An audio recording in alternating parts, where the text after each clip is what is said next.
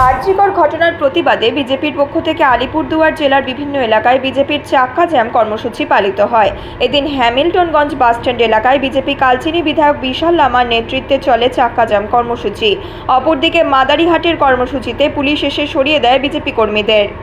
যতক্ষণ অবধি আরজিকারের দোষীরা সাজা পাবে না, আর যে পরিবার, যে আভায়ের পরিবাররা ন্যায় পাবে না, তারা সবাই জানে খালি এই গোটা মানে বিদেশে এই আরজি ন্যায়ের মানে প্রতিবাদ হচ্ছে কি আমরা একটা বাঙালবাসী হয়ে আমাদের জন্য দুর্ভাগ্যপূর্ণ যে টিএমসি সরকার এরকম করে আমাদেরকে লজ্জার মতনই। বাংলা বললে যে বাংলা আজকে ইন্টালেকচুয়ালের একটা বাঙাল ছিল, মানে এখন এই যে দুর্নীতি, যে এই যে নারী শিশুদের, তাই আরজিকালে একটা আজকে চাকা জামাই দলে দলে যোগ দিন, আজকে চাকা জামাই দলে দলে যোগ দিন,